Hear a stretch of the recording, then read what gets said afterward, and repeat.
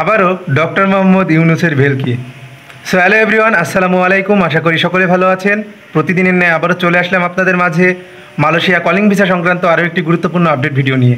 So হ্যাঁ বন্ধুরা, আপনারা ইতিমধ্যে ঠিকই দেখেছেন এবং ঠিকই শুনেছেন, ডক্টর মোহাম্মদ ইউনূস সাহেব তিনি কিন্তু মালয়েশিয়ায় গমন করেছেন এবং মালয়েশিয়ায় পৌঁছেছেন। ইতিমধ্যে দেখেছি তাকে মালয়েশিয়ার প্রধানমন্ত্রী লাল গালিচাই বরণ করে নিয়েছেন এবং একটা বৈঠক কিন্তু হতে দেখেছি আমরা, এবং বৈঠকে আমরা কি পেলাম সেটা আপনাদের আজকে জানাবো। সো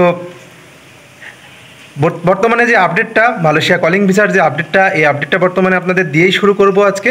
সো আপডেট বলতে গেলে বর্তমান সময়ে আপনারা সকলে জানেন যে মালয়েশিয়া কলিং ভিসা খোলা নিয়ে কিন্তু একটা ধোঁয়াশা এবং একটা ঘোলাটে কার্যক্রম বিরাজমান ছিল, এবং এর মাঝামাঝি সময়ে কিন্তু আমরা একটা আপডেট আপনাদের দিই।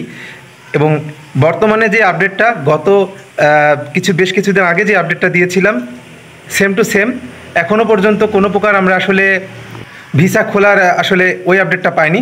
তবে যে আপডেটটার কথা বলছিলাম, যে ডক্টর মোহাম্মদ ইউনূস সাহেব গিয়েছেন এবং মালয়েশিয়ার প্রধানমন্ত্রী আনোয়ার ইব্রাহিম সাহেব তিনি কিন্তু জানিয়েছেন যে বাংলাদেশের শিক্ষা, চিকিৎসা, ব্যবসা বাণিজ্য এবং সকল দিক কিন্তু তিনি তুলে ধরেছেন।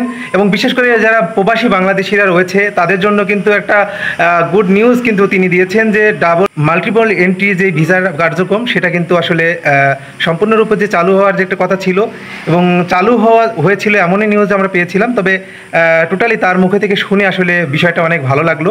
এবং আমরা আরও কিছু আপডেটের অপেক্ষায় রয়েছি, যে মালয়েশিয়ার ভিসার দামটা কেমন হবে এবং দামটা যেন কম থাকে, এবং বাংলাদেশের যে কর্মীগণ রয়েছে, অর্থাৎ যারা বিদেশগামী যারা রয়েছে, যারা আটকা পড়ে রয়েছে, তারাও যেন খুব সহজে খুব স্মুথভাবে যেন মালয়েশিয়া গমন করতে পারে এবং কেউ যেন প্রতারিত না হয়।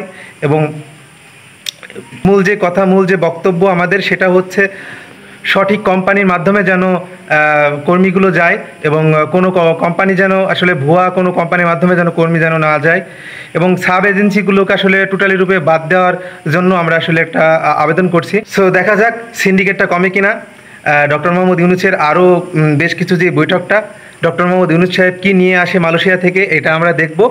অর্থাৎ এটাই আমাদের চাওয়া, যে ইউনূস সাহেব যেহেতু মালয়েশিয়া গিয়েছেন, তিনি সাথে করে কি নিয়ে আসে আমাদের জন্য, এটার অপেক্ষায় আমরা থাকলাম। সো কি নিয়ে আসে এটা জানতে হলে অবশ্যই আমার চ্যানেলটি সাবস্ক্রাইব করে রাখবেন, এবং অবশ্যই আপনাদের আপডেটটা দিব ডক্টর মোহাম্মদ ইউনূস দেশে আসা মাত্রই। সো আজকে এই পর্যন্তই। সকলে ভালো থাকবেন, সুস্থ থাকবেন। ধন্যবাদ সবাইকে।